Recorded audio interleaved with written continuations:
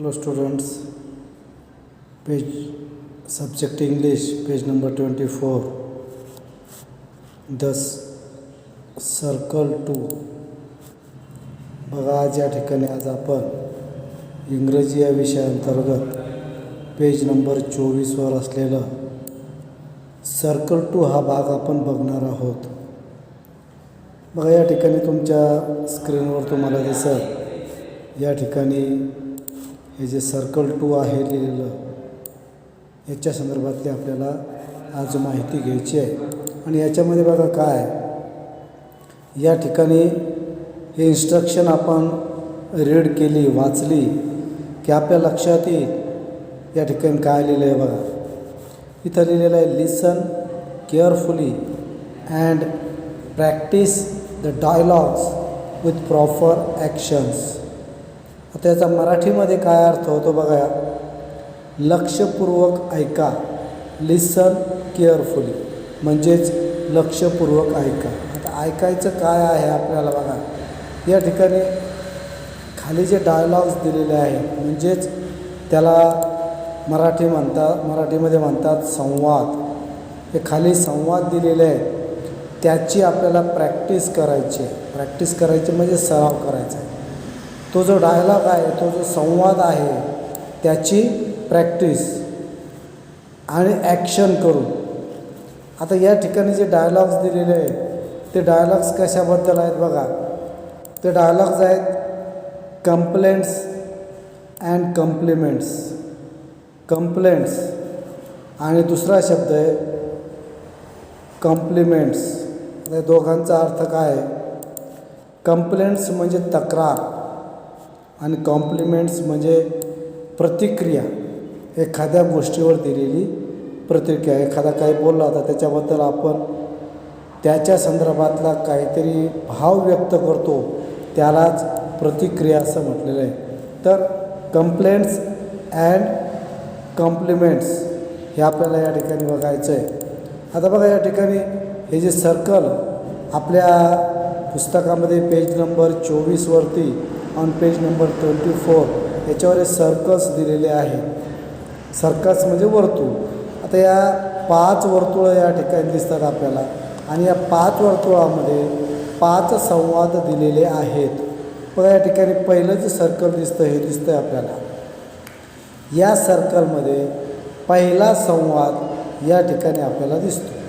अगदी छोटे छोटे संवाद आहेत परंतु इंग्रजीमध्ये संवाद कशा प्रकारे बोलल्या जातात याचा सराव व्हावा याच्यासाठी दिलेले आहे.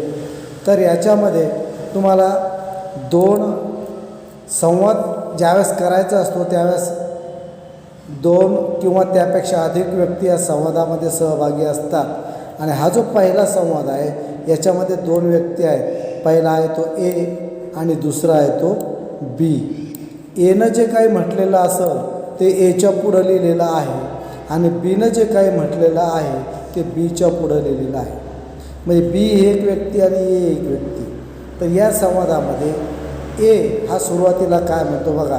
या ठिकाणी आपण अगोदर साधं वाचन करूया नंतर संवादाच्या रूपानं आपल्याला त्याचं वाचन करता येईल. बघा तो काय म्हणतो हॅलो.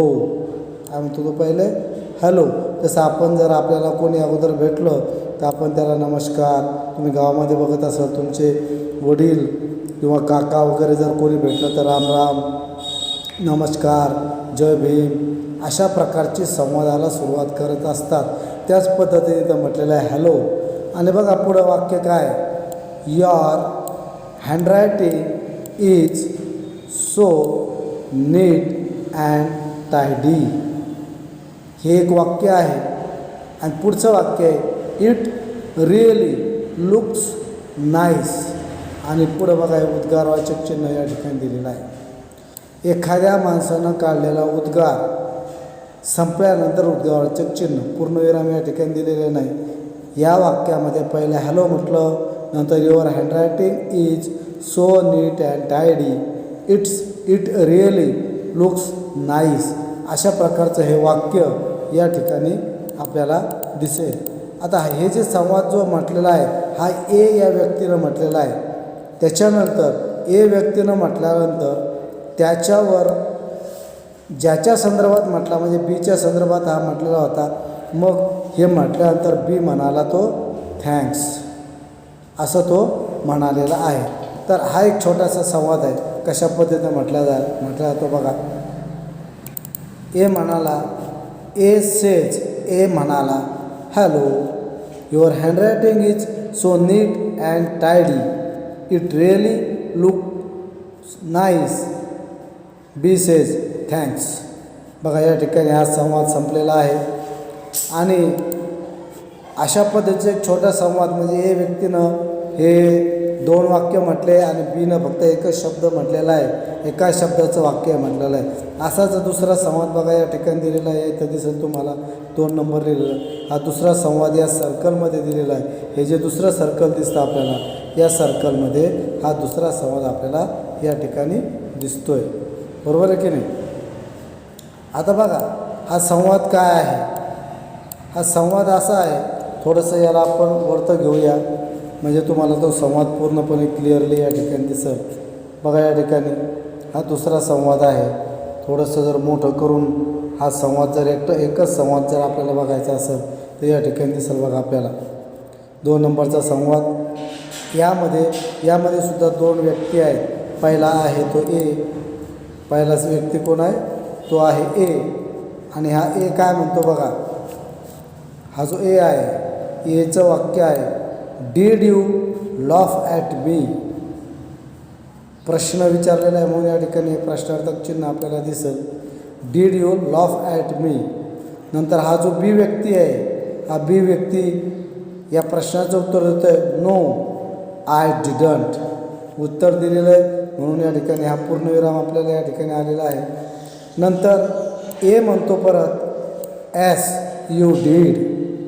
याच्यावर बी मग उत्तर बी बोलतो, please believe me I didn't. अशा प्रकारचा हा दुसरा संवाद या ठिकाणी आपल्याला दिसून येतो. आता बघा हा संवाद आपल्याला कशा पद्धतीनं म्हणता येईल. ए म्हटलेला आहे, did you laugh at me. प्रश्न विचारला की त्या पद्धतीनं आपण म्हटलं गेलं पाहिजे, did you laugh at me. B says no I didn't. त्याच्यानंतर ए म्हणतो, ॲस यू डीड. बी म्हणतो, please believe me I didn't. अशा प्रकारचं आता या संवादामध्ये कंप्लेंट आहे. मग आपण वर बघितलं होतं की कम्प्लिमेंट आणि कंप्लेंट.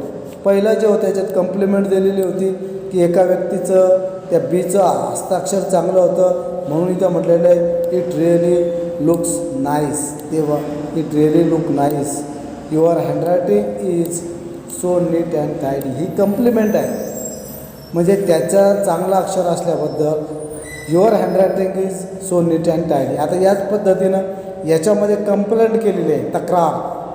काय म्हणतो बघा, येणं तक्रार केलेली आहे. Did you laugh at me. Laugh म्हणजे हसणे, ॲट मी म्हणजे मला हसला. Did you laugh at me, तू मला हसलास. बी म्हणतो, नो आय डिडंट म्हणजे नाही, मी हसलो नाही. आय डिडंट, मी असं केलेलं नाही. आय डिडंट, मी हे केलेलं नाही. मग हे म्हणतो, यस यू डीड. हे काय म्हणतो, यस हो तू हे केलेलं आहे. मग त्यावर बी काय म्हणतो, प्लीज बिलीव मी.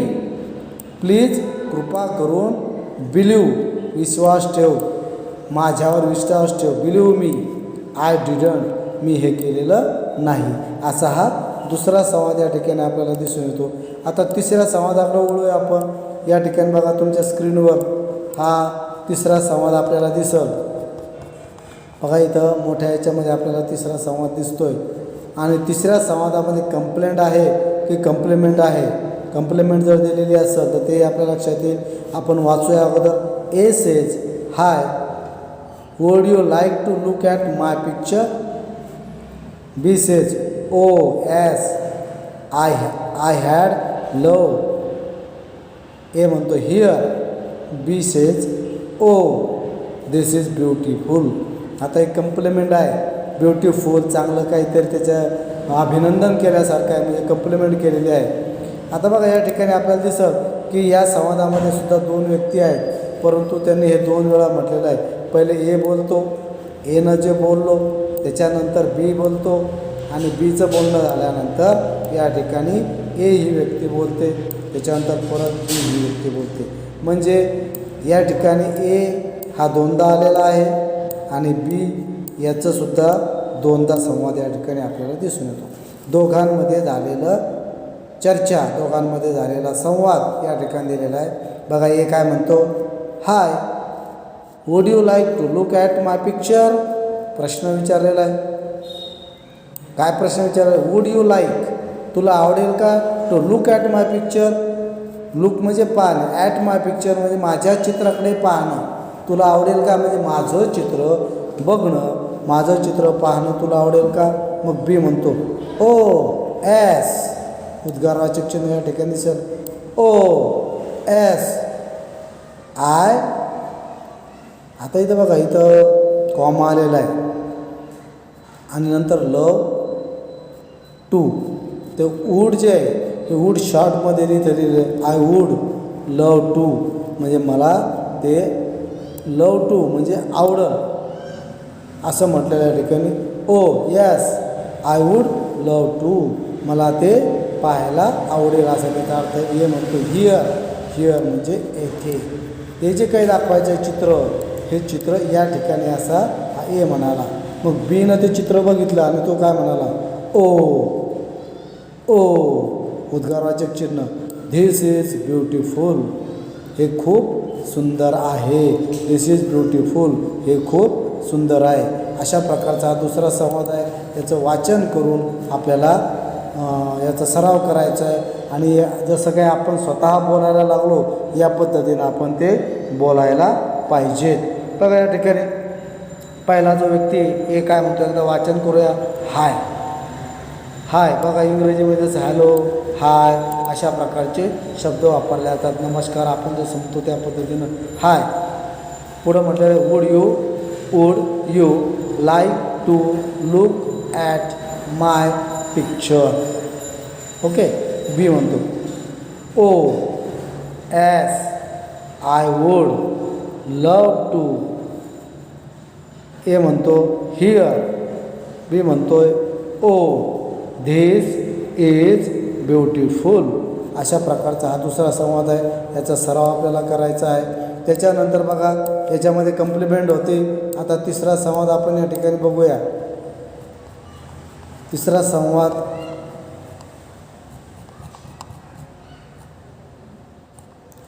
हा तिसरा संवादाचा आपण बघितला होता.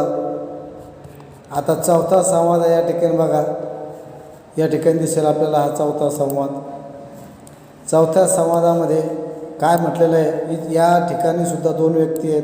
पहिला व्यक्ती ए, आता ते नावं लिहिलेलं नाही ती, आणि बी ही नावं समजायचं. हा दुसरा बी. हा ए एकदा बोलला, त्याच्यानंतर पुन्हा बोलला ए. म्हणजे एनं दोन वेळा या संवादामध्ये भाग घेतलेला आहे आणि त्यानंतर बीनं सुद्धा या ठिकाणी दोन वेळा या संवादामध्ये भाग घेतलेला आहे. बघा हे काय म्हणतो, साधं वाचूया आपण अगोदर. You pushed me, you pushed me. आता अर्थ बघू याचा. यू म्हणजे तू, पुश म्हणजे ढकलणे, ढकलले. आता या ठिकाणी हे जी ईडी लागलेलं आहे, या ईडीमुळं पुश नावाचं जे एक क्रियापद आहे, पुश म्हणजे ढकलणे. आपण हातानं ढकलतो की नाही, हे पुश हा जो शब्द आहे हा क्रियादर्शक शब्द आहे, ॲक्शन आहे ती. पुश करणे म्हणजे ढकलणे. आणि ईडी हा त्याचा भूतकाळ, ढकलणे भूतकाळामध्ये ढकलले. यू पुश्ड मी, तू मला ढकलले, तू मला लोटलं. आपल्या ग्रामीण भाषेत म्हणायचं तू मला लोटलं. त्याच्यानंतर दुसरा शब्द, दुसरा जो म्हणतो तो म्हणतो सो. मग प्रश्न विचारलं, मग ढकललं काय झालं, मग प्रश्न आहे बघा या ठिकाणी. नंतर ये म्हणतो please don't do it, it hurts. आता बघा हे जनरल शब्द आहेत. प्लीज कृपा करून, प्लीज म्हणजे कृपा करून. डोंट, आता इथं डू हे क्रियापद आहे. डू म्हणजे करणे आणि डोंट म्हणजे करू नको. डोंट करू नका, करू नये. डोंट डू हे करू नको. डोंट डू इट हे करू नको. का तर इट हर्ट्स. हर्ट्स म्हणजे इजा होणे. हर्ट्स इजा होणे, इजा होऊ शकते. बी काय म्हणतो आय एम. आता बघा इथं अपॉस्ट्रोफी केलेला आहे म्हणजे इथं स्वल्पविराम जो आहे वर, स्वल्पविराम जनरली जो असतो हा खाली असतो, खालच्या शब्दाच्या खालच्या बाजूला. परंतु या ठिकाणी आपल्याला दिसत तो जो स्वल्पविराम आहे हा वरच्या बाजूला आहे. याचं कारण असं आहे की इथं दोन शब्द मिळून एकच शब्द तयार झालेला आहे. जे दोन शब्द कोणते? पहिला शब्द आहे आय आणि दुसरा शब्द आहे ॲम. एम. आयच्या नंतर हे सहाय्यकारी क्रियापद ज्याला म्हणतात हे ॲम येत असतं. ॲम हे थोडक्यामध्ये बघा या पद्धतीनं लिहिल्या जातं. आय ॲम आणि वाचताना इथं आय ॲम असंच वाचलं जातं, पण लिहिताना थोडक्यात असं लिहिलं जातं आय ॲम सॉरी. सॉरी म्हणजे माफ करणे. आय ॲम सॉरी, मला माफ कर असा त्याचा अर्थ आहे. आता बघा या ठिकाणी संवादाच्या रूपाने आपल्याला कसं वाचता येईल? ए. आता हे जर नाही म्हटलं आपण तर डायरेक्ट म्हणता येईल you pushed me. You pushed me, so please don't do it, it hurts. I am sorry. अशा पद्धतीनं हा चौथा संवाद आहे. आता पाचवा आणि शेवटचा संवाद याच्यामध्ये बघा काय. पाचवा संवाद बघा या ठिकाणी काय दिलेला आहे. आपण सरळ अगोदर साधं वाचूया, त्याचा अर्थ समजून घेऊ आणि नंतर पुढे जाऊया. बघा पाचवा संवाद. ए आणि बी दोनच व्यक्ती आहे आणि यांनी एक वेळेस एने एकदा बोलला, नंतर बी एक वेळेला बोलला. आता बघा ए काय म्हणतो, you sing so well. You sing so well. Please sing a song. Please sing a song. आलं लक्षात वाक्य? आता पूर्ण वाक्य वाचूया. You sing so well, please sing a song. Okay. आता बी काय म्हणतो बघा, well thanks but not now, some other time. Well thanks but not now, some other time. आता बघा हा जो संवाद आहे हा कशा पद्धतीनं आपल्याला म्हणता येईल? पूर्ण वाक्य वाचूया. You sing so well, please sing a song. Well thanks but not now, some other time. अर्थ बघायचा काय? You sing so well. Sing म्हणजे गाणे. गाणे म्हणजे गाणं आपण गात असतो. You sing so well. So well म्हणजे चांगलं आणि सो वेल म्हणजे खूप चांगलं, खूप छान.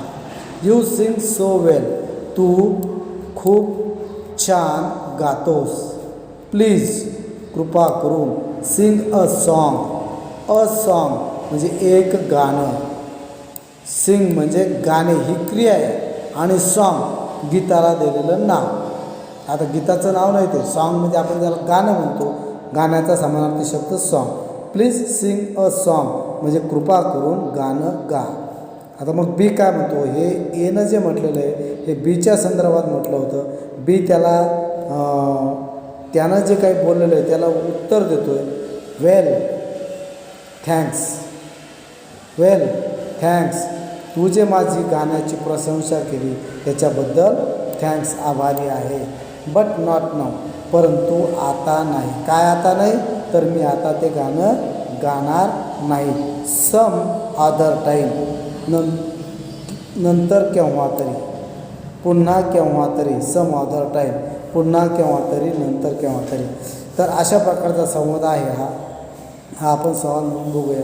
You sing so well, please sing a song. Well thanks but not now, some other time. आता बघा हा जो संवाद बीनं म्हटलेला आहे याच्यामध्ये 3 वाक्य आहेत. एनं म्हटलं याच्यामध्ये 2 वाक्य आहेत. हे एक वाक्य, हा जो एनं म्हटलं होतं त्यावेळेस त्याचं हे पहिलं वाक्य आणि हे दुसरं वाक्य. बघा इथून वाक्य सुरू झालं, पूर्णविरामच्या ठिकाणी हे संपलेलं आहे. इथून हे वाक्य प्लीजपासून सुरू झालं, सॉन्गच्या नंतर हे वाक्य संपलेलं आहे. वाक्य संपलं आहे कशावरून कळतं? तर पूर्णविराम. याच पद्धतीनं बघा हे पहिलं वाक्य, हे दुसरं वाक्य, तिसरं वाक्य. आता या प्रत्येक वाक्याच्या नंतर स्वल्पविराम आलेला आपला पूर्णविराम आलेला आहे. पूर्णविराम याचा अर्थ या ठिकाणी तुम्ही थांबलं पाहिजे. हे वाक्य म्हणत असताना तुम्ही काय केलं पाहिजे, थांबायला हवं. म्हणून बघा, यू सिंग सो वेल, थांबलो आपण थोडंसं. Please sing a song. Well, thanks. आता इथं बघा या ठिकाणी हा जो स्वल्पविराम आहे, स्वल्पविराममध्ये स्वल्प म्हणजे थोडासा, विराम म्हणजे थांबणं, थोडंसं थांबायचं. पूर्ण विराम म्हणजे पूर्ण थांबायचं. वेल, थँक्स, पूर्ण थांबणं. बट नॉट नाऊ, जसं आपण बट नॉट नाऊ लगातार म्हटलो आणि थांबलो. But not now, some other time. अशा पद्धतीनं आपल्याला हे संवाद म्हणायचे. आता हे म्हणत असताना बघा आपल्याला या ठिकाणी सांगितले पान नंबर 2 व 3 प्रमाणे सूचना देऊन 2 वर्तुळात संवादाचा सराव घ्यावा. संवादातील इंग्रजी वाक्ये इतर वेळी योग्य रीतीने वापरण्यास प्रोत्साहन द्यावे. काय म्हटलेलं आहे बघा, पान नंबर 2 आपल्या या इंग्रजीच्याच पुस्तकामध्ये पान नंबर 2वर कशा पद्धतीनं गायला पाहिजे ते सांगितलेलं आहे. त्याची छोटीशी झलक या ठिकाणी आपल्याला या ठिकाणी हे जर आपण बघितलं तर या मुलं दिसतात तुम्हाला. आता याच संदर्भात हे सर्कल असं म्हटलेलं आहे. एक सर्कल तयार केलेलं आहे. या सर्कलमध्ये बघा बाहेरच्या बाजूला 5 मुलं आहेत आणि आतल्या बाजूला 5 मुलं आहेत, बरोबर. आता या 5 मुलं आणि 5 अशी 10 मुलं या सर्कलवरती उभी होते. पान नंबर 2 आणि 3वर जे सांगितलं होतं या पद्धतीनं होतं की या ठिकाणी 1 2 1 2 1 2 असं या 10 मुलांनी म्हटलं. आणि मग एक वाले जे आहेत, एक म्हटलेला एक जो आहे तो आतल्या सर्कलमध्ये आला, एक बाहेरच्या सर्कलमध्ये. हे 2 2 3 3 4 4 5 5 असं समोरासमोर हे उभं राहिलेलं आहे. म्हणजे हा एक 2 2 3 3 4 4 5 5.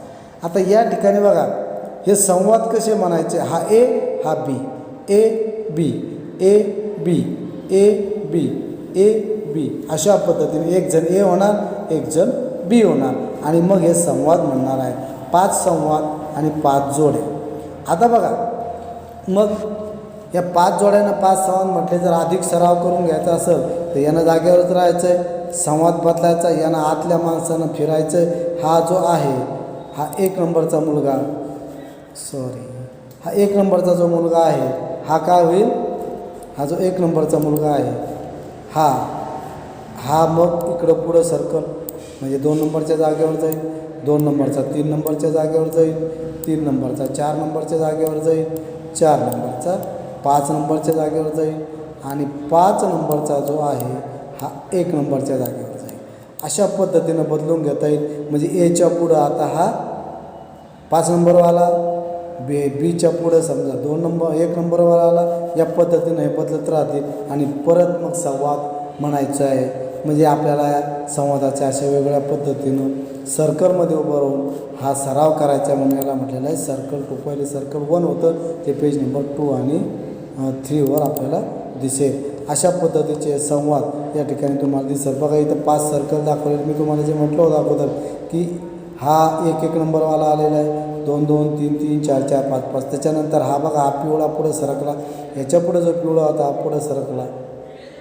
अशाच पद्धतीनं मग हा परत पुढं सर्कल, परत पुढं सर्कल, परत पुढं सर्कल.